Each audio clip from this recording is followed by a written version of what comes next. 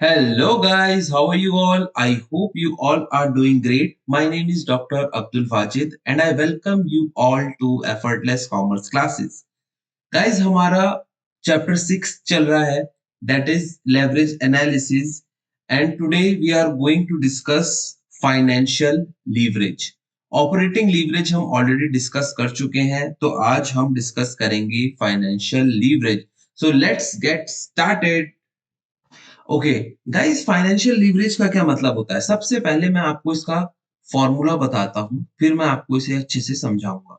Financial leverage is equal to percentage change in earning per share due to percentage change in EBIT. Guys, अब इसको हम अच्छे से समझते हैं कि ये कैसे आया। ठीक है, अर्निंग पर शेयर में जो भी चेंज आता है because of change in EBIT, उसी को हम बोलते हैं फाइनेंशियल लीवरेज। गाइस, याद करिए आप, ऑपरेटिंग लीवरेज क्या था? ऑपरेटिंग लीवरेज क्या था? Percentage change in EBIT because of percentage change in sales, यही उसका फॉर्मूला होता था।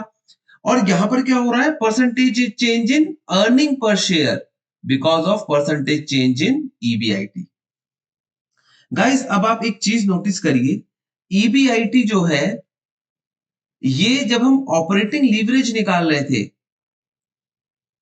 तो ये डिपेंडेंट था, ईबीआईटी डिपेंडेंट था किस पर? सेल्स पर।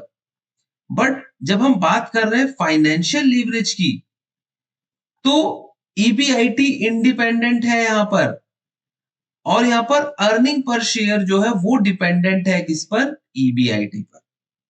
ठीक है, तो ईबीआईटी क्या है? एक तरीके से लिंकेज पॉइंट है। EBIT is a linkage point which we are using in operating leverage as well as in financial leverage. I hope you all are able to understand it. Okay, to better understand it, let's see the relationship between the sales and profit. जो हमने operating leverage में भी देखी थी, वही relationship अब हम देखते हैं, और वहां से हमें और अच्छे से ये कॉन्सेप्ट समझ में आएगा। ओके गाइस, देखिए, जैसे मैंने आपको ऑपरेटिंग लीवरेज में बताया था, ऐसे ही मैं अब आपको फाइनेंशियल लीवरेज में समझाने की कोशिश करता हूँ। गाइस देखो, ये जो रिलेशनशिप है, सेल्स में से वेरिएबल कॉस्ट माइनस कर देते हैं तो कंट्रीब्यूशन आ जाता है, उसमें से फिक्स्ड कॉस्ट माइनस कर देते हैं तो ईबीआईटी आ जाता है, उसमें से इंटरेस्ट माइनस कर देते हैं तो पीबीटी आ जाता है। अब प्रॉफिट बिफोर टैक्स में से हम टैक्स माइनस कर देते हैं तो प्रॉफिट आफ्टर टैक्स आ जाता है। और प्रॉफिट आफ्टर टैक्स, ये पीएटी जो है, इसको जब हम नंबर ऑफ शेयर्स अप्लाई कर देते हैं तो हमारा आ जाता है अर्निंग पर शेयर। गाइस देखो, पहले हमने रिलेशनशिप जो देखी थी, उस रिलेशनशिप में क्या था? ये सेल्स जो है, इसके चेंज होने से ईबीआईटी पर क्या फर्क पड़ता है। और अब जो हम रिलेशनशिप देख रहे हैं फाइनेंशियल लीवरेज में, वो कौन सी रिलेशनशिप है? वो हम देख रहे हैं ईबीआईटी चेंज होने से, ये चेंज होने से अर्निंग पर शेयर पर क्या इंपैक्ट पड़ रहा है। I hope you all are able to understand it. पहले हमने देखा था कि सेल्स के चेंज होने से ईबीआईटी पर क्या फर्क पड़ रहा है। अब हम देख रहे हैं कि ईबीआईटी के चेंज होने से अर्निंग पर शेयर पर क्या फर्क पड़ रहा है। ओके गाइस, तो इसका फॉर्मूला क्या हो जाएगा? बहुत ही सिंपल फॉर्मूला है इसका, वो है percentage change in earning per share because of percentage change in EBIT, यही इसका फॉर्मूला है। ठीक है, अगेन गाइज, ये मैं आपको समझाने के लिए यहाँ पर मैंने ये फॉर्मूला बताया है। अभी एक दूसरा फॉर्मूला भी यूज होगा जो जनरल वे में आप हमेशा यूज करेंगे। ये फॉर्मूला जो है वो सिर्फ समझाने के लिए है, आंसर दोनों का सेम आएगा। ठीक है गाइस, तो इसको और अच्छे तरीके से अब हम समझते हैं। ओके गाइस, तो वही वाला हम एग्जांपल कर रहे हैं जो हमने ऑपरेटिंग लीवरेज में करा था। ठीक है, अब यहां पर देखिए, इस वाले को कंसीडर कर रहे हैं बस हम, जहां पर हम 1000 यूनिट्स बेच रहे हैं, सेल्स ₹10 के हिसाब से ये सब कुछ सेम है, और ईबीआईटी मेरा कितना आ गया? ईबीआईटी मेरा 2000 आ गया। बस मैं अब इसी वाले को कर रहा हूं। ठीक है, ईबीआईटी मेरा आ गया 2000। ईबीआईटी में सपोज करो कि इंटरेस्ट कुछ भी नहीं है, इसका मतलब हमने डेट से कुछ भी रेज नहीं करा है। डेट से कुछ नहीं रेज करा है तो इंटरेस्ट जो है मेरा वो जीरो है, इंटरेस्ट जो मैं माइनस करूंगा वो जीरो है। ठीक है, तो ये क्या आ जाता है, प्रॉफिट बिफोर टैक्स। अब यहां पर सपोज करो कि टैक्स जो है वो है आपका 30%। ठीक है, 30% किसका होगा, 30% होगा आपका 2000 का। ठीक है, जब 2000 का 30% आप निकालोगे तो आपका आंसर आएगा 600। तो इसमें से हम 600 माइनस कर देते हैं 2000 में से, 600 हमने और माइनस कर दिए तो आपका आ जाएगा 1400। ठीक है, और अर्निंग पर शेयर आपका क्या आ जाएगा, अर्निंग पर शेयर हो जाएगा 1400 divided by number of shares. अब आप यहां अज्यूम कर लो कि नंबर ऑफ शेयर्स आपके 700 है, that is earning per share आपका कितना आ गया, ₹2। ठीक है, अर्निंग पर शेयर आ गया आपका ₹2। गाइस देखो ये वाली जो सिचुएशन थी हमारी, इस वाली सिचुएशन में मेरा इंटरेस्ट जीरो था, दैट मींस मैंने डेट से कुछ भी रेज नहीं करा था। अब एक दूसरा एग्जांपल देखते हैं हम जिसमें हम डेट से रेज करते हैं। ठीक है, हम 1000 रुपीज आउट ऑफ 7000, हमने 7000 मान लिया है कि हमें 7000 की रिक्वायरमेंट है। ठीक है, जो हमने ₹10 के हिसाब से यहाँ इक्विटी में लिए थे। अब हम यहाँ पर दूसरे वाले एग्जाम्पल में हम सोचते हैं कि 7000 की रिक्वायरमेंट है और 1000 हमने डेट लिया है और बाकी का 6000 जो बचा वो हमने इक्विटी से रेज किया है। तो ये एक एग्जाम्पल लेते हैं हम और फिर देखते हैं कि यहाँ पर इंटरेस्ट इंक्लूड करने से क्या फर्क पड़ता है। ओके गाइस, ओके गाइस, अब हमने एक एग्जाम्पल सेकंड वाला लिया, इसमें हमें 7000 टोटल रिक्वायरमेंट है। 7000 में से हमने 6000 रेज किया इक्विटी से। ठीक है, और कैसे रेज किया, 600 शेयर्स एट ₹10 ईच। ठीक है, और बाकी का जो था वो 1000 हमने लिया डिबेंचर से और उसका इंटरेस्ट रेट कितना है, 10% इंटरेस्ट रेट। ठीक है, तो ईबीआईटी में से मैं माइनस क्या करता हूं, इंटरेस्ट माइनस करता हूं। इंटरेस्ट 10% है, 1000 का 10% कितना हो जाएगा, ₹100। तो ये कितना बचा, 1900। और ये क्या है, profit before tax. Profit before tax में से मुझे माइनस करना पड़ता है टैक्स। टैक्स जो है वो है 30%।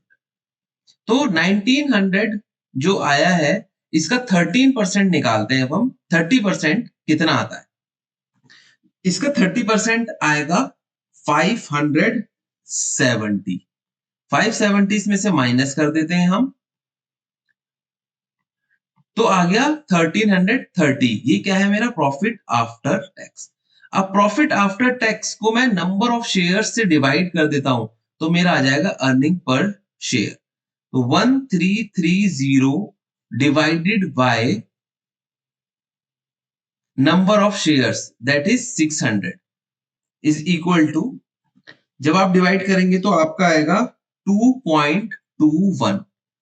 अब गाइज आप एक बात देखो, जब हमने ये इंटरेस्ट 100 रुपीज लगाया तो मेरा अर्निंग पर शेयर 2.21 है। ऑन द अदर हैंड जब मेरा कुछ भी इंटरेस्ट नहीं था तो मेरा अर्निंग पर शेयर कितना था, ₹2। Okay, what it means, it means कि जैसे जैसे आप डेट बढ़ाते जाओगे, इंटरेस्ट ज्यादा देते जाओगे, आपका अर्निंग पर शेयर बढ़ता जाएगा। ठीक है गाइस, इसका तो यही मतलब हुआ ना कि आप जितना डेट का डेट कैपिटल स्ट्रक्चर में बढ़ाओगे उतना आपका अर्निंग पर शेयर बढ़ता जाएगा। Guys I hope you have understood this concept. अब एक एग्जांपल हमें और लेना है ताकि आपको और अच्छे से समझ में आए इसके आगे का। ठीक है, और गाइस इस वाले एग्जांपल में हमें क्या करना है, फॉर्मूला लगाना है और आंसर निकालना है फाइनेंशियल लीवरेज का। ठीक है, तो मैं इस वाले एग्जांपल में जो सपोज कर रहा हूं मैं वो आपको बता देता हूं। मुझे 7000 रुपीज की रिक्वायरमेंट है और इस बार मैं क्या कर रहा हूं, 5000 जो है वो मैं रेज कर रहा हूं किससे, इक्विटी से। और कैसे रेस कर रहा हूं, 500 शेयर्स एट ₹10 पर शेयर, और बाकी के जो 2000 है वो मैं ले रहा हूं डेट से, और 10% इंटरेस्ट में उसे दे रहा हूं। ठीक है गाइस, तो ये मेरा सिचुएशन है जहां मुझे 7000 रेस करने हैं, 5000 from equity and 2000 from debt. ठीक है गाइस, अब मैं दो तरह की यूनिट्स लेता हूं, 1000 यूनिट्स एंड 1400 यूनिट्स, और देखते हैं कि उसमें क्या फर्क आएगा। आई hope you have understood it. ये हमने क्या किया है, एक जस्ट एक एग्जांपल लिया है। ठीक है, हमने सपोज किया है कि हम ऐसे कर रहे हैं। अब हम करेंगे क्वेश्चन और देखेंगे फॉर्मूला लगा के। ठीक है गाइस, ओके। सो गाइस, सारी चीज सेम रहेंगी, बट यहां पर मैं 1000 यूनिट्स बेच रहा हूं और यहां पर मैं 1400 यूनिट्स बेच रहा हूं। ईबीआईटी जो होगा, सपोज करो 1000 यूनिट्स का 2000 ही था जो पहले था, और 1400 यूनिट्स का 3200 है बस। इसके आगे बाकी सब कुछ सेम रहेगा। देखो 1400 यूनिट्स बेची है तो ईबीआईटी भी ज्यादा होना चाहिए, या 1000 बेची है तो ईबीआईटी 2000 है। ठीक है, मैं इसमें से माइनस कर देता हूं इंटरेस्ट। अब इंटरेस्ट कैसे आएगा, देखो गाइज, मैंने क्या कहा था कि मैंने 2000 रुपीज रेस करे हैं बाय डेट, और डेट का परसेंटेज कितना था, 10%। दैट मीन्स 200 रुपीज मुझे यहाँ माइनस करने पड़ेंगे इंटरेस्ट के। ठीक है, और 200 ही मुझे यहाँ माइनस करने पड़ेंगे क्योंकि कैपिटल स्ट्रक्चर तो मेरा सेम है। तो अब मैं इसको माइनस कर दिया, तो यहाँ पर क्या आ जाएगा, 1800, और यहाँ आ जाएगा 3000। ठीक है गाइस, अब मैं इसमें से माइनस कर देता हूं, ये मेरा क्या आ जाएगा, प्रॉफिट बिफोर टैक्स। इसमें से मुझे माइनस करना है टैक्स। टैक्स कितना है, 30% है। तो 1800 का 30% निकालोगे तो आएगा 540, वो मुझे माइनस करना है, और 3000 का निकालेंगे तो आएगा 900। ठीक है, तो प्रॉफिट आफ्टर टैक्स कितना हो जाएगा अब मेरा, प्रॉफिट आफ्टर टैक्स 1260, और इस केस में 2100। नंबर ऑफ शेयर्स मुझे पता है कितने, नंबर ऑफ शेयर्स तो दोनों केसेस में मेरे 500 ही रहेंगे। ठीक है, इसका मतलब अर्निंग पर शेयर कितना आएगा, earning per share, earning per share का मतलब क्या होता है, 1260 डिवाइडेड बाय 500। ठीक है, तो इस केस में अर्निंग पर शेयर आया 2.52, और इस वाले केस में अर्निंग पर शेयर हमारा कितना आएगा, 2100 डिवाइडेड बाय 500, दैट इज 4.20। अब गाइस एक बात देखो, आप यहां पर आपको एक चीज नोटिस करनी है, ईबीआईटी में क्या डिफरेंस आया, और उस डिफरेंस की वजह से अर्निंग पर शेयर में क्या डिफरेंस आया, ये चीज अब आपको नोट करनी है, और यही चीज मैं अब आपको यहां पर करके दिखाऊंगा। सबसे पहले तो देखिए अर्निंग पर शेयर में, सबसे पहले देखिए ईबीआईटी में क्या फर्क आया, 2000 से 3200 हो गया, दैट मीन्स 1200 का फर्क आया, डिवाइडेड बाय 2000 इंटू 100। इसका मतलब ईबीआईटी 60% इंक्रीज हो गई। ईबीआईटी कितनी इंक्रीज हुई, 60%, 2000 से 3200 हो गई ईबीआईटी। अब अगर मैं बात करता हूं अर्निंग पर शेयर की, अर्निंग पर शेयर कितना इंक्रीज हुआ, अर्निंग पर शेयर पहले था 2.52 और फिर बढ़ गया 4.20। दैट मींस कितने का फर्क आ गया इसमें, 4.20 माइनस 2.52, तो गाइस कितना फर्क आ गया, 1.68 divided by 2.52 into 100, that is, जब आप करेंगे तो आपका आना चाहिए 66.6%। अब आप एक बात देखो, ईबीआईटी में चेंज आया है 60% का, ईबीआईटी में जो चेंज आया वो आया 60% का, बट अर्निंग पर शेयर में कितना चेंज आ गया, 66.6% का। गाइस ये बात समझ में आई, देखो ईबीआईटी से ज्यादा चेंज आ रहा है किसमें, अर्निंग पर शेयर में। ऐसा क्यों हो रहा है, ऐसा इसलिए हो रहा है because of this interest payment. देखो ये इंटरेस्ट पेमेंट जो है वो सेम है। ठीक है गाइस, अगर ये इंटरेस्ट पेमेंट यहां पर नहीं होती तो इतना फर्क नहीं आता, जितना अर्निंग पर शेयर, जितना ईबीआईटी बढ़ता उतना ही हमारा अर्निंग पर शेयर भी इंक्रीज होता। आई hope you all have understood this concept. EBIT 60% बढ़ा बट अर्निंग पर शेयर 66.6% बढ़ा because of this fixed charge. अब यहां तक अब आपको समझ में आ गया होगा। अब जैसे हमने ऑपरेटिंग लीवरेज का आपको एक फॉर्मूला बताया था, that was contribution divided by EBIT, यही था। और ये क्यों आया था? क्योंकि फिक्स्ड, जो भी फिक्स्ड एक्सपेंस था, फिक्स्ड कॉस्ट की वजह से जो भी होता है उसको हम बोलते हैं operating leverage. Operating leverage is dependent on fixed cost. ऐसे ही हमारा फाइनेंशियल लीवरेज जो है वो डिपेंड करता है किस पर? फाइनेंशियल चार्ज पर। फाइनेंशियल चार्ज का मतलब क्या होता है? इंटरेस्ट।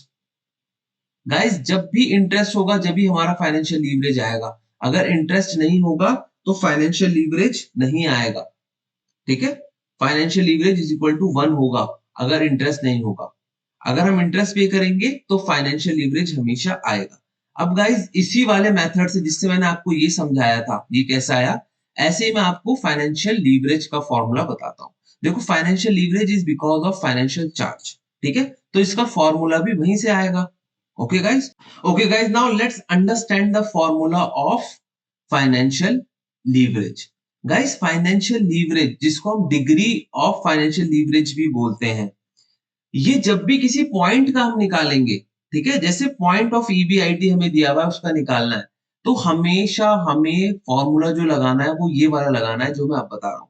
गाइस जो मैंने पहले फॉर्मूला बताया उससे भी आंसर निकल सकता है, बट ये हो सकता है कि हमें दो फिगर ना दी हुई हो और हमें चेंज उससे नहीं निकाल पाए हैं, क्योंकि उसका फॉर्मूला क्या होता है? Percentage change in earning per share because of percentage change in EBIT, ये होता है फॉर्मूला। बट कभी कभी ऐसा हो सकता है कि दो फिगर ना दी गई हो तो परसेंटेज चेंज कैसे निकालोगे? इस वजह से जब भी आपसे फाइनेंशियल लीवरेज पूछा जाएगा तो आप ये वाला फॉर्मूला लगाने की कोशिश करेंगे जो मैं अभी आपको बता रहा हूँ। इससे बहुत आसानी से आपका आंसर हो जाएगा। ठीक है गाइस, तो जब भी फाइनेंशियल लीवरेज निकालना हो उसको हम डिग्री ऑफ फाइनेंशियल लीवरेज भी बोल सकते हैं, और उसका अब आप ये वाला फॉर्मूला लगाओगे। देखो फाइनेंशियल लीवरेज किसकी वजह से होता है? Because of interest. इंटरेस्ट की वजह से होता है, तो इंटरेस्ट से पहली वाली फिगर ले लो, that is EBIT divided by interest की बाद वाली फिगर ले लो, दैट इज PBT। तो फाइनेंशियल लीवरेज या degree of financial leverage is equal to EBIT divided by PBT। जब भी आप क्वेश्चन करेंगे आप हमेशा ये वाला फॉर्मूला लगाएंगे। ये वाला फॉर्मूला भी आप लगा सकते हो, बट इसको लगाने में दिक्कत हो सकती है क्योंकि परसेंटेज चेंज आपको निकालना पड़ेगा। बट इजीली अगर आपको निकालना है किसी एक पॉइंट ऑफ EBIT पर निकालना है तो आपको हमेशा ये वाला फॉर्मूला ही लगाना पड़ेगा। ओके, सो गाइज अब आपको ये फॉर्मूला भी समझ में आ गया होगा। फाइनेंशियल लीवरेज या degree of financial leverage is equal to EBIT divided by PBT। ठीक है गाइस, यही फॉर्मूला है। अब हम पढ़ते हैं कि फाइनेंशियल लीवरेज और ऑपरेटिंग लीवरेज सेम कैसे हैं। सेम नहीं, मतलब एक तरीके से कैसे निकलते हैं। गाइस देखो, operating leverage and financial leverage दोनों जो है वो एक ही मोर और लेस सेम रीजन से आते हैं। और वो सेम रीजन क्या है? वो सेम रीजन है जो भी हम फिक्स्ड चार्ज भर रहे हैं।